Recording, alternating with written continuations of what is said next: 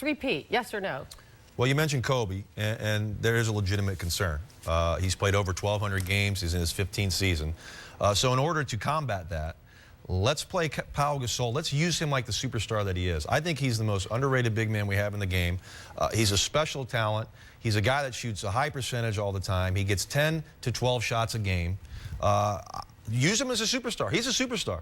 And you have a perfect opportunity right now to not use Kobe Bryant for 38, 40 minutes a night and have him score 26, 28, 30 points. You can use Pau Gasol. With the other weapons they've had, Pau Gasol should be a star. Every team has strengths and weaknesses, but the bottom line for the Lakers, who can beat them in the West 4 out of 7 when the West has gotten weaker? Oklahoma City, I think they're a couple of years away. The Spurs have gotten older. Wait, they took him to 6 last year.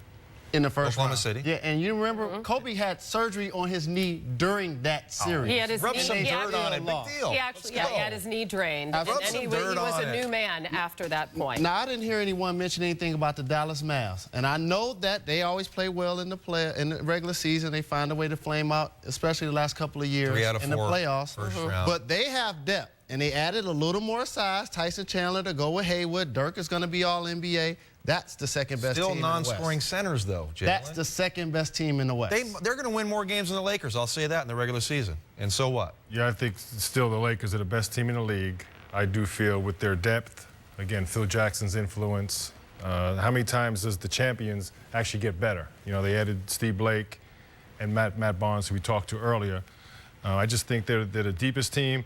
And the other thing, too, Kobe's got that mileage, and so is Derek Fisher. But those guys are meticulous how they take care of themselves. And I just believe as the season wears on, you're going to see a stronger, healthier Kobe, and this thing's going to fall into place. Bynum's going to come back fine. And, you know, so you're saying they do three-peat? Is that what you're saying? I think they do. I think they're going to play Miami. And, you know, the second best team in the West, it could be Dallas for sure. It could be Oklahoma City. But I do think there's a pretty wide gap between that second team and the Lakers. San Antonio? No, you got right there, too. Well, yes. they're making a run here, maybe a final run. It's got to be it this year, but they've made some good moves. I think San Antonio is in the mix, but I do whoever you feel that next 2, 3, 4 teams are, I do think there's a pretty legitimate gap between the Lakers and that next team.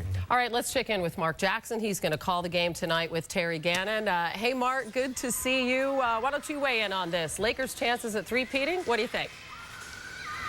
Well, I'm thinking about looking at that panel. There's some guys that owe me some money. That's what I'm talking about when I'm talking about Chris Mullin and Jalen Rose. Now, what was your question again? He's right about that.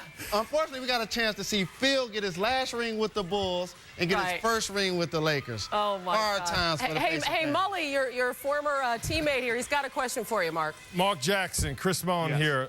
25 years ago, maybe 30 years ago, I broke you in as a young kid coming out of Bishop Loughlin. As it's my first night on the air, is there any words of wisdom for a young rookie up here just messing this whole thing up? What do you got for me, buddy?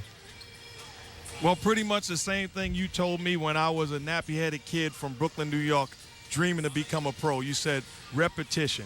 Put the time in, and at the end of the day, you will become very good because of your work, your energy, your enthusiasm, and your passion. So you didn't lie to me. I'm not going to lie to you. You are destined for greatness.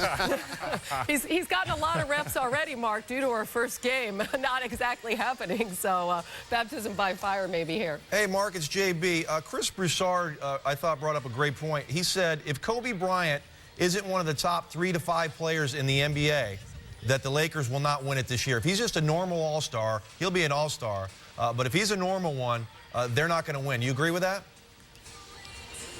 I don't agree with that because I think around this Laker team, you have proven guys. You know what you're going to get.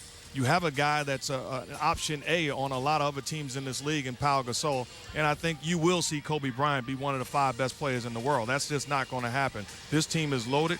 They're well coached. They know how to win. And when you go about your business nightly, energy, effort, and passion, you find ways to win ball games. Mark, what about the Andrew Bynum factor? He's starting the season on the injured list.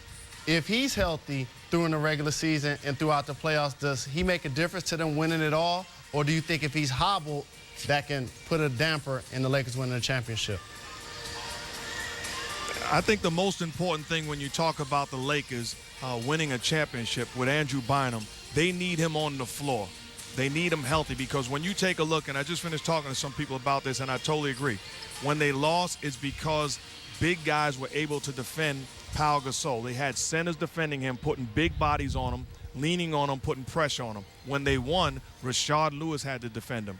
Kevin Garnett and Big Baby Davis had to defend him. So he had power forwards where he had that length, the ability where they didn't bother him as much. It's when you put the Dwight Howards or the Kendrick Perkins or the Shaquille, the big bodies on Pau Gasol does damage.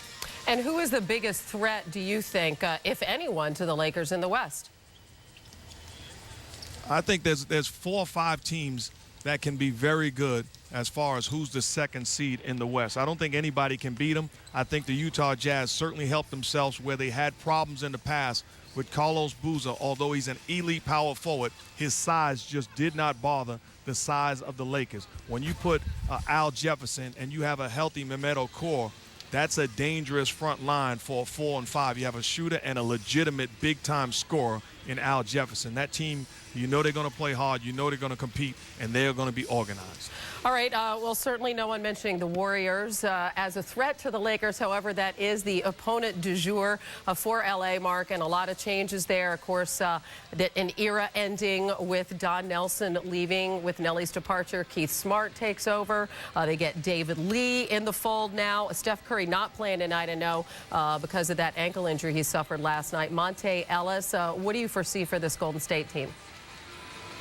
Well, I see Chris Mullin out of the studio soon when people realize this is his masterpiece. This is his baby. When you look at this Warriors team, realize how they got to this point.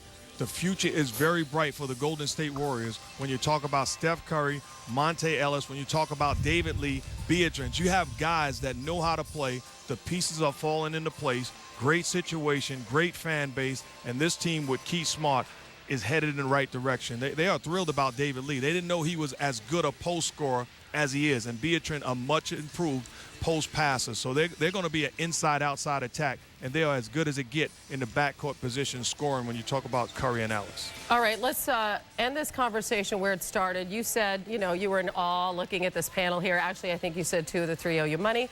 Nonetheless, 3 great shooters. Who do you rank at the top? Chris Mullin. There's no question about it. No, There is doubt about it. I'll answer for him. I'm so glad that Jalen Rose took on the spirit of Miss Cleo and read my mind, because it certainly is Chris Mullin. He saved you there. Mark Jackson, great to see you. We look forward to a long and successful season with you. And I'll look at Miami. Oh, I agree with that 100%. And I like the fact that both teams are very confident, mainly because they are excellent defensive half-court teams. Once the game slows down, they can play with anyone. Then the fact that when you look what Boston has done, getting Shaq and Jermaine O'Neal, and then picking up Delonte West, they have made their second unit, I think, outstanding, meaning for Boston. Orlando, I love Orlando, the way they play. I think they're extremely well coached. They have a definite style of play with the 3, but I do believe that we got to look at that small forward position and say, are they going to get the job done with Richardson, Petrus? If they're going to move Rashard Lewis over, fine. Now, can you play that way and still advance to the 3rd round and then to the finals? 5 different teams over the last 5 years. Who do you like this season? Gentlemen. I'd like to be in that roundtable with those guys. I could tell you that. How about the coaching wins on that? But I'm going to go with Team Geriatric, the Boston Celtics, the big Shamrock. Shaq, he's not the Shaq of old, obviously. How do you like him with that team, though? Well, you know, Jermaine O'Neal and Shaquille O'Neal, and for them, they hope that Kendrick Perkins can come back healthy. That's Disappointed. I just saw a round table. I just heard from the great John Barry. I have not heard Rajon Rondo's name. He is the difference maker for the Boston Celtics. I am taking the Celtics to come out of the East because of their pillars. What they can do at the center position that you mentioned, and at the point guard position, their best player is Rajon Rondo. I love the Celtics. I think their depth, their experience, obviously, and Rajon Rondo, if and when I think he will develop a jump shot, unguardable. Get on board, Mully. He's got no. He had a tough time in the finals at times. He's on board. He's got the Celtics. And I'm going with the Miami Heat. And First the Lakers in June. Well, Why? basically because they picked Boston. I truly believe that, though. I really do. I think those 3 players are just incredible. And again, they're in the prime prime time in the ages, and I just don't see in a 7-game series anyone beating them. Heat, Celtics, Celtics. I don't like the pillars in Miami. But don't sleep on the I Orlando love that Magic. pillars. That's good. And don't see the Magic are loving this. No one's really I know, Stan Van talking Gundy, about them. God, what is he going to say about us? We're the second most famous team in Florida. No one cares. There we go. They got tons and